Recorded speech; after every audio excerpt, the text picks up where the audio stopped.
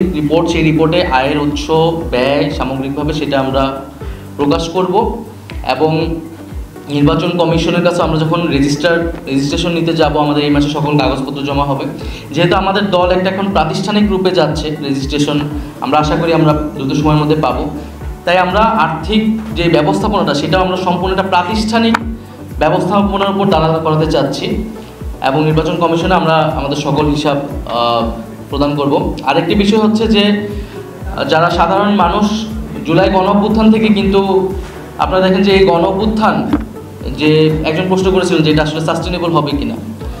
আমরা জানি যে আন্দোলন আর সংগঠন আলাদা জিনিস বা রাজনীতি আলাদা জিনিস, কিন্তু আমাদের রাজনীতির ভিত্তিটাই কিন্তু হচ্ছে জনগণের সেই ম্যান্ডেট। কারণ আমরা জনগণের মধ্য থেকে, আন্দোলনের মধ্য থেকে, রাজপথ থেকে গড়ে উঠেছি। যদি জনগণ আমাদেরকে সমর্থন না দেয় রাজনৈতিকভাবে, আর্থিকভাবে, নৈতিকভাবে, তাহলে আসলে আমরা রাজনৈতিকভাবে টিকে থাকতে পারবো না। ফলে আমাদের মূল উদ্দেশ্যটা হচ্ছে সেই জনগণের সমর্থনটা নেওয়া। এবং আমরা আন্দোলনের সময় দেখেছি যে ক্রাউড ফান্ডিং বলে, আমরা কিন্তু সেই আন্দোলনের সময় থেকে এটা শিখেছি। সেটা অনেক ম্যানুয়ালি হতো, আমরা এটাকে এখন ডিজিটাল একটা ফরম্যাটে নিয়ে আসার চেষ্টা করছি। আন্দোলনের সময় কিন্তু পুরো আন্দোলনটা আমরা পরিচালনা করছি ক্রাউড ফান্ডিং মডেল, এই ক্রাউড ফান্ডিং থেকে, গণচাঁদা থেকে। তো এই ট্রেডিশনালি আমরা সেটাও হয়তো গণচাঁদা সেটাও আমাদের অব্যাহত থাকবে। আর ডিজিটাল যে সিস্টেমটা সেটা আমরা দেশ এবং দেশের বাইরে থেকে আমরা সে একটা ফান্ডিং পাবো। আরেকটি বিষয় হচ্ছে সবার কাছে আহ্বান থাকবে, যারা আমাদেরকে সমর্থন করতে চান, যারা আমাদেরকে সহযোগিতা করতে চান, কেউ কোনো ব্যক্তিগত কাউকে টাকা বা অর্থ সহায়তা দিবেন না। কারণ আমাদের একটা কেন্দ্রীয় একটা মডেল তৈরি করা হয়েছে। আমাদের সবগুলো ব্যাংক অ্যাকাউন্ট বা মোবাইল ব্যাংকিং অ্যাকাউন্টগুলো কিন্তু পার্টির নামে, কোনো ব্যক্তিগত অ্যাকাউন্টে কোনো ব্যক্তির কাছে কেউই অর্থ দেবে না। জাতীয় নাগরিক পার্টি এই নীতিতে বিশ্বাস করে না।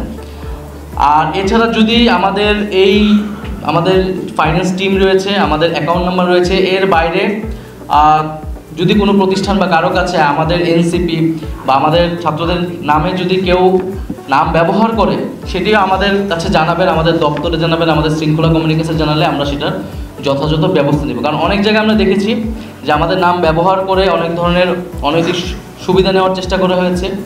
আবার একই সাথে আমরা বলবো যে মিডিয়া ট্রায়ালের শিকারও আমরা হয়েছি। মিডিয়াতেও না আমাদেরকে নানাভাবে আমাদের নেতিবাচকভাবে উপস্থাপনের চেষ্টা করা হয়েছে বিভিন্ন ইস্যুতে। তো আমরা আমাদের জায়গা থেকে সততা এবং স্বচ্ছতা, জবাবদিহিতা নিয়ে এগিয়ে যাচ্ছি। আজকে আমাদের সেই মডেলটা আমরা উপস্থাপন করেছি এবং আমরা আগামী দিনে, এটা শুধু আপনাদের আজকেই শেষ এরকম না, আমরা প্রতিনিয়ত আপনাদের এই জবাবদিহিতার সম্মুখে থাকব। আমাদের কর্মসূচি এবং যারা আমাদেরকে টাকা দিচ্ছে, যেহেতু জনগণ আমাদেরকে টাকা দিচ্ছে, এই টাকাটা আসলে কোন খাতে ব্যয় হলো, কীভাবে ব্যয় হয়, সেটাও জনগণের জানার অধিকার রয়েছে। আমরা সেটাও কোন কোন খাতে ব্যয় হয়েছে সেটা আমরা জনগণের সময় উন্মুক্ত করব। তবে সর্বশেষে আমি বলবো যে আমাদের সামগ্রিক দেশের রাজনৈতিক সংস্কৃতির পরিবর্তন করতে হলে অন্য দলগুলোতেও এই আর্থিক স্বচ্ছতার বিষয়টি নিয়ে আসতে হবে এবং নির্বাচন কমিশনকে এটার জন্য কঠোর হইতে হবে। কারণ নির্বাচনের সময়ে কিন্তু অর্থ এবং পেশিশক্তির একটা অপব্যবহার আমরা দেখি। তো নির্বাচন কমিশন সেই কঠোর আইন তৈরি করা এবং সেই আইনগুলো যথাযথ প্রয়োগ করলে বাংলাদেশের রাজনৈতিক সংস্কৃতি ইতিবাচক পরিবর্তন আসবে বলে আমরা মনে করছি। ধন্যবাদ।